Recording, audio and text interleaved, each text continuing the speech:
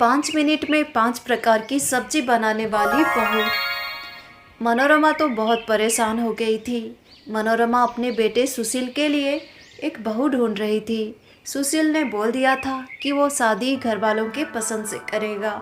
इस वजह से मनोरमा जी ने अब तक 50 रिश्ते देख चुकी थी, पर उन्हें कोई भी रिश्ता पसंद नहीं आ रहा था। कोई भी लड़की पसंद नहीं आ रही थी अपने बहू के रूप में।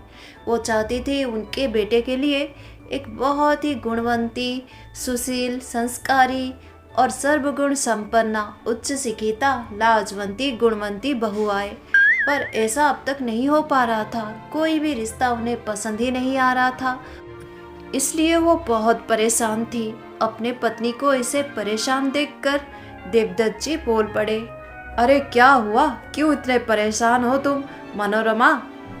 अजी क्या बताऊं, इतना दान दक्षिणा देती हूँ मैं पंडित जी को, कितना सम्मान देती हूँ, पर अब तक उन्होंने मेरे बेटे के लिए एक अच्छी सी बहू नहीं ढूंढा है। परेशान हो गई हूँ। आज आ रहे हैं फिर से 50 बार रिश्ता लेकर, क्या फ़ायदा? मुझे अच्छे से पता है जी, ये रिश्ता भी मुझे पसंद नहीं आएगा।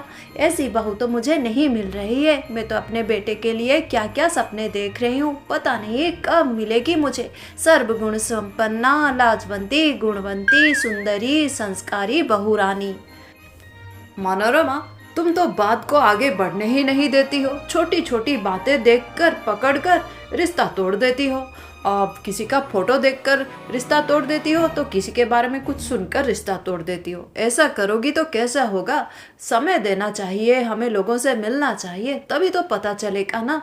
और वैसे भी बोलते हैं पूरी उम्र लग जाती है पर इंसान की पहचान नहीं हो पाती है। ये तो किस्मत की बात होती है, भाग्य की बात होती है।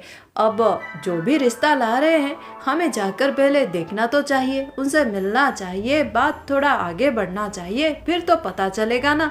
तुम तो बस बाल की खाल निकालने में व्यस्त रहती हो। इस तरह तुम्हें कौन पसंद आएगा भला? और एक बात याद रखो, जो ज़्यादा देखता है, ज़्यादा सोचता है, वो फिसलता ज़रूर है। अजी अब मैं फिसल जाऊं कि गिर जाऊं मुझे फर्क नहीं पड़ता है, पर मैं अपने बेटे के लिए तो सर्वगुण संपन्ना बहू लाकर ही रहूंगी, जो इस घर को संभालेगी और मेरे बेटे के साथ हमेशा खुशी खुशी रहेगी। ऐसी बहू ही चाहिए मुझे, संस्कारी, गुणवंती, लाजवंती। अरे हाँ बस भी करो, तुम्हारा लिस्ट तो बहुत ही लंबा है। मुझे नहीं लगता कि ऐसी बहू तुम्हें कभी मिलेगी। अजी शुभ शुभ बोलिए, क्या बोले जा रहे हैं आप भी? अब पंडित जी का आने का समय हो गया है। भगवान करे आज वो अच्छा सा रिश्ता लेकर आ जाए और मेरे बेटे के लिए ऐसी लड़की मिल जाए।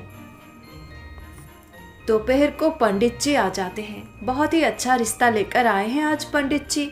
जब वो लड़की की तस्वीर दिखाते हैं मनोरमा को, तो मनोरमा लड़की की तस्वीर देखकर ही बोल पड़ती है, ये क्या पंडित जी, नहीं नहीं, ये लड़की तो ये घर नहीं संभाल सकती। देखो तो कैसे कपड़े पहने हैं, इतना मॉडर्न कपड़ा। ये लड़की घरेलू कामकाज क्या करेगी? ये तो नखरे दिखाएगी। ना ना पंडित जी, मुझे नहीं लगता ये लड़की वैसी है जैसी मैं चाहती हूँ कि मेरे घर में बहू आए। ना पंडित जी, ये रिश्ता तो मुझे पसंद नहीं है। ये लो कर लो बात। बहन जी 50 बार रिश्ता लेकर आया हूँ। आपकी बेटी की शादी भी मैंने ही कराई है। इतने अच्छे घर में, इतने अच्छे खानदान में आपकी बेटी तो राजरानी बनकर रह रही है अपने ससुराल में। देखिए बहन जी, ये लड़की बहुत अच्छी है। और आजकल के बच्चे तो इस तरह के कपड़े ही ज़्यादातर पहनते हैं। कपड़ों में क्या रखा है बहन जी, वैसे भी बहुत ही अच्छे कपड़े हैं। थोड़ा मॉडर्न है तो क्या हुआ? बहन जी हम सबको जमाने के साथ साथ चलना चाहिए। जमाना बदल गया है। हाँ जमाना बदल गया है, मुझे पता है। मैं भी अप टू डेट हूँ, पर इसका मतलब ये नहीं कि मैं अपनी मन की बात ना सुनूं। ना ना पंडित जी, मुझे तो नहीं लगता कि ये लड़की हमारे घर में बहू बनकर अच्छे से रह पाएगी। ना पंडित जी ना। देखिए पंडित जी, मैंने तो दान दक्षिणा में कभी कमी नहीं की है। इतना सम्मान करती हूँ मैं आपकी, अपना भाई मानती हूँ पंडित जी। और थोड़ा कष्ट उठाइए हमारे लिए, और कुछ देखिए रिश्ते। नहीं पंडित जी नहीं, ये रिश्ता तो नहीं हो सकता। सच में रिश्ता बहुत अच्छा था। पंडित जी ने बहुत बोला, समझाने की कोशिश की मनोरमा को, पर मनोरमा बिल्कुल नहीं समझी। और पंडित जी पंडित जी दूसरा अच्छा रिश्ता ढूंढेंगे, ये बोलकर वहाँ से चले गए। अब मनोरमा और भी ज़्यादा परेशान हो गई। इस तरह कुछ दिन और बीत गए। अब तक पंडित जी और भी रिश्ते लाए, पर मनोरमा को एक भी रिश्ता पसंद नहीं आया। कभी लड़की की फोटो उन्हें पसंद नहीं आ रही थी, तो कभी खानदान के बारे में कुछ सुनकर पसंद नहीं आ रहा था। इस तरह समय बीतने लगा। वो बहुत सारे प्रस्ताव देख रही थी, पर कहीं भी सुशील का विवाह तय नहीं हो पाया। मनोरमा बहुत ही व्यस्त थी। आज उसे अपनी सहेली के यहाँ जाना था। उसकी सहेली कोमलिका दूसरे शहर में रहती थी। उसका आज घर का प्रतिष्ठा था और पूजा थी। इस वजह से मनोरमा जा रही थी उसके घर। मनोरमा को 2-3 दिन अपने सहेली के यहाँ रहना था। अब वो निकल पड़ी। जब वो अपने सहेली के घर पहुँची तो उसने वहाँ पर देखा मोनालिसा को। मोनालिसा उसकी सहेली कोमलिका की बेटी थी। मोनालिसा तो बहुत ही सुंदर थी और बहुत अच्छी बातें कर रही थी। उसका व्यवहार भी बहुत अच्छा था। पहली नज़र में ही मनोरमा जी को बहुत पसंद आ गई थी मोनालिसा। अब मोनालिसा अपनी सहेली से बातें कर रही थी फ़ोन में। अरे तुम ये क्या बोल रही हो?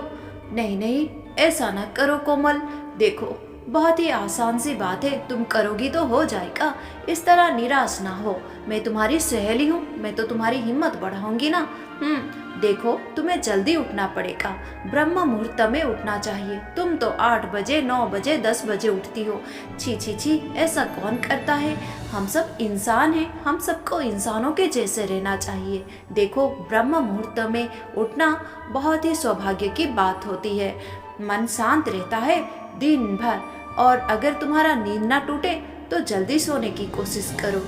9 बजे तक सो जाओ मेरी तरह।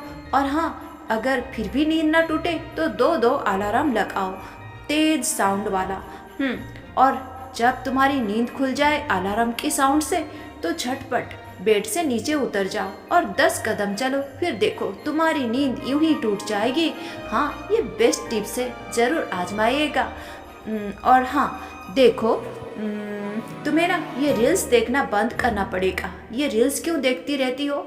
तुम संकल्प लो और दिन में बस आधा घंटा ही तुम ये सब देखोगी, ये सब करोगी। और ये जो तुम बेकार का समय नष्ट करती हो ना, इससे पहले बंद करो। और घर में आंटी को मदद करना शुरू कर दो। रसोई घर में जाओ, थोड़ा खाना बनाना सीखो। मुझे देखो, मैं तो 5 मिनट में 5 प्रकार की सब्जियां बना देती हूँ। मास्टर शेफ हूँ मैं। सब मेरे बनाए हुए खाने की कितनी तारीफ करते हैं, बड़ा अच्छा लगता है तारीफ सुनकर। देखो एक लड़की हो तुम्हें सोचना चाहिए, जब तुम ससुराल जाओगी और तुम्हारा प्रशंसा होगा, तारीफ होगा, तो तुम्हारे घर वाले गर्व महसूस करेंगे, है कि नहीं? बोलो। देखो ये सब नहीं चलेगा, तुम्हें बदलना पड़ेगा। अरे वाह, दूर से ये सब सुन रही थी मनोरमा। ये क्या सुन लिया उसने? मेरे तो कान ही पवित्र हो गए। इतने दिनों बाद मैंने ये क्या देख लिया, ये क्या सुन लिया। इतने अच्छे विचार, वो भी आजकल के ज़माने में कहाँ सुनने को मिलता है, कहाँ देखने को मिलता है। वो बहुत खुश हो गई। उसे मानो ऐसा लग रहा था जैसे उसकी बहू उसके सामने है। उसे तो अपने बेटे सुशील के लिए बिल्कुल ऐसी ही लड़की चाहिए। सारे गुण हैं मोनालिसा में। उसने तनिक भी देर ना की और झट से अपनी सहेली से मोनालिसा का हाथ मांग लिया। ये रिश्ते की बात सुनकर बहुत खुश हो गई कोमलिका। फिर क्या होना था, कुछ ही दिनों में धूमधाम से मोनालिसा बहू बनकर आ गई मनोरमा के घर।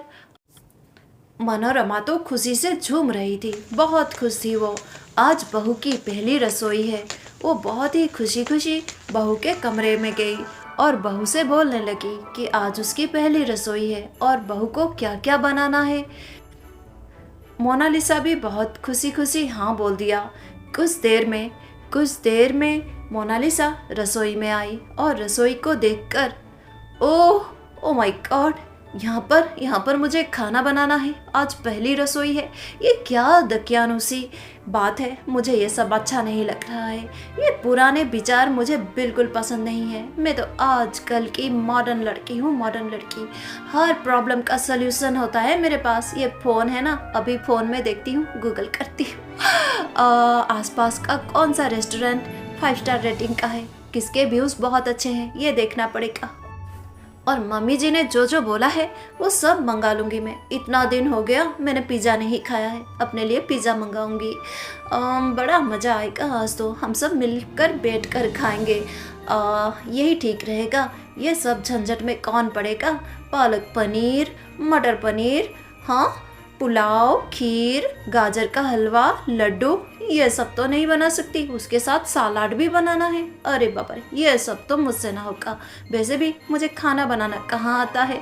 मैं तो बस एक चीज़ में चैंपियन हूँ, लोगों को काउंसिल करने में, लोगों को एडवाइस देने में। इसलिए तो मैंने सोचा है कि मैं करियर बनाऊंगी लाइफ कोचिंग में, और हाँ, करियर काउंसलिंग में। ये मेरे लिए ठीक है, क्योंकि बचपन से ही मैं अपनी सारी सहेलियों की मदद करती हूँ। जिसको जो प्रॉब्लम होता है मुझे फ़ोन करते हैं और मैं सल्यूशन देती हूँ। भले मैं वो सब ना करूँ, पर दूसरों को मोटिवेट करती हूँ। मैं मोटिवेशनल स्पीकर जैसी हूँ, बिल्कुल कम नहीं हूँ किसी से। मैं तो नंबर 1 हूँ, नंबर 1। अच्छा चलो, आज तो बड़ा ही अच्छा दिन है। एक काम करती हूँ, आज इसका रील बनाकर अपने इंस्टाग्राम में डाल देती हूँ। इतने फॉलोअर्स हैं मेरे, बड़ा मज़ा आएगा। अब बहुत टाइम बीत जाता है, पर रसोई से कुछ भी आवाज़ नहीं आ रही है, ना ही कुछ महक आ रही है खाने की। सासू माँ रसोई में जाकर देखती हैं, पर बहू वहाँ नहीं है। ना ही चूल्हा जल रहा है, ना ही कुछ तैयारियाँ हो रही है। वो थोड़ा आश्चर्य हो जाती हैं और बहू के कमरे में जाती हैं। देखती है बहू तो आराम से बैठी है और मोबाइल देख रही है। तब वो बहू से बोलती हैं, अरे बेटी, आज तो तुम्हारी पहली रसोई है और तुम यहाँ बैठी हो और रसोई में। मम्मी जी, ये सब तो पुरानी बातें हैं। इतनी गर्मी में कौन जाके रसोई में ये सब बनाएगा। वैसे भी मुझे कहाँ कुकिंग आती है मम्मी जी। इसलिए मैंने यहाँ के सबसे बेस्ट रेस्टोरेंट से सब कुछ मंगा लिया है। आपने जो जो बोला था वो मंगा लिया, और मेरे लिए पिज़्ज़ा मंगाया है। आप मेरे साथ पिज़्ज़ा खाइएगा माँ जी, और हम एक बहुत अच्छी सी सेल्फी लेंगे और उसको मैं पोस्ट करूँगी अपने सोशल बुक के अकाउंट में। मज़ा आएगा। नहीं नहीं, हम एक रील ही बनाते हैं। आज मेरी पहली रसोई है ना, मज़ा आ जाएगा। पीछे बैकग्राउंड में सारा खाना होगा डाइनिंग टेबल के ऊपर, और हम दोनों इस तरफ खड़े होंगे। सब समझेंगे कि हम आदर्श सास बहू हैं। ठीक है ना मम्मी जी। मेरे तो बहुत फॉलोअर्स हैं, मुझे बड़ा अच्छा लगता है। मैं तो सबकी प्रॉब्लम चुटकियों में सॉल्व करती हूँ माँ जी। और ये तो छोटी सी प्रॉब्लम थी, मैंने यूँ ही सॉल्व करती। अच्छा माँ जी, अरे अरे, डोरबेल बज रहा है, शायद खाना आ गया है। मैं डिलीवरी लाने जा रही हूँ। अब तो होश ही उड़ गए थे मनोरमा के। ये क्या हो गया था उनके साथ। अब उनको याद आया देवदत्त जी की बात। और एक बात याद रखो, जो ज़्यादा देखता है, ज़्यादा सोचता है, वो फिसलता ज़रूर है। मनोरमा जी तो फंस गई थी। पड़ोसन की नई बहू। अनुपमा को आसपास के पड़ोस के लोग बहुत सम्मान करते थे। उन्हें एक आदर्शवादी महिला मानते थे। वो बातें भी बहुत अच्छा करती थी। उनकी उम्र तो अब 60 साल की हो गई थी। उनका 2 बेटा और एक बेटी थी। दोनों बेटे शहर में रहते थे, नौकरी करते थे, और बेटी की पढ़ाई पूरी हो गई थी। अनुपमा बहुत खुश थी, क्योंकि कुछ ही दिनों में उनके घर में नई नवेली बहू आने वाली थी। उनका बड़ा बेटा शादी कर रहा था। इस बात को लेकर वो बहुत खुश थी। आस पड़ोस में कितना सम्मान करते हैं मुझे, कितना मानते हैं। सच में इंसान को अपना कर्म अच्छा करना चाहिए, क्योंकि हम जैसा करते हैं दुनिया वालों के साथ, वैसा ही हमारे साथ होता है। मैं तो बोलती हूँ, कर्म अच्छा ना हो तो अपनों पर भी असर पड़ता है। इसलिए इंसान को हमेशा अपना कर्म अच्छे से करना चाहिए। मैं तो हमेशा ध्यान से रहती हूँ, बचपन से ही ऐसा है मेरा मन। एक दिन वो अपने पड़ोस में रहने वाली कुछ महिलाओं से बातें कर रही थी। वो बहुत ही मिलनसार थी। तब मालती, उसकी एक पड़ोसन, अपनी बहू की बुराई करने लगी। ये देखकर अनुपमा को बिल्कुल अच्छा ना लगा। ये क्या मालती, तुम इतनी अच्छी हो, पर ये गुण मुझे बिल्कुल अच्छा नहीं लगता है। जो भी हो, चमेली तुम्हारी बहू है, तुम उसके बारे में ये सब बोल रही हो बाहर, ये तो बिल्कुल अच्छी बात नहीं है। तुम्हारी 2 बेटियां हैं, अगर उनके साथ कोई ऐसा करेगा तो तुम्हें अच्छा लगेगा क्या? नहीं नहीं, अगर बहू तुम्हारी अच्छा खाना नहीं बना रही है तो उसे प्यार से समझाओ। तुम भी तो उसकी माँ हो ना, ये क्या अच्छा लगता है? नहीं नहीं, मैं तो ये पसंद नहीं करती हूँ। मेरे घर में भी कुछ दिन बाद बहू आने वाली है, देख लेना मैं कैसे रखूँगी अपने बहू को। ये सब अच्छी बात नहीं है। हाँ बहन, शायद तुम ठीक बोल रही हो, मुझे अपने बातों पर ध्यान देना चाहिए था, मुझसे गलती हो गई सच में बहन, इसीलिए तो तुम्हारी इतनी तारीफ, इतनी प्रशंसा, इतनी सम्मान होती है। माफ़ कर दो बहन, माफ़ कर दो, अब से मैं कभी भी ऐसा नहीं करूँगी। अरे वाह दीदी वाह, आप तो सच में सोना हो सोना, आपका मन तो खरा सोना जैसा है दीदी, खरा सोना जैसा। मैं तो आपको आदर्श मानती हूँ अपना। चंपा बोल पड़ी। चंपा तो बहुत ही सम्मान करती थी अपनी पड़ोसन की और बहुत मानती थी अनुपमा को। वो अनुपमा को बहुत ही प्यार से दीदी बुलाती थी और अनुपमा उसके लिए आदर्श थी। ऐसे समय बीत रहा था।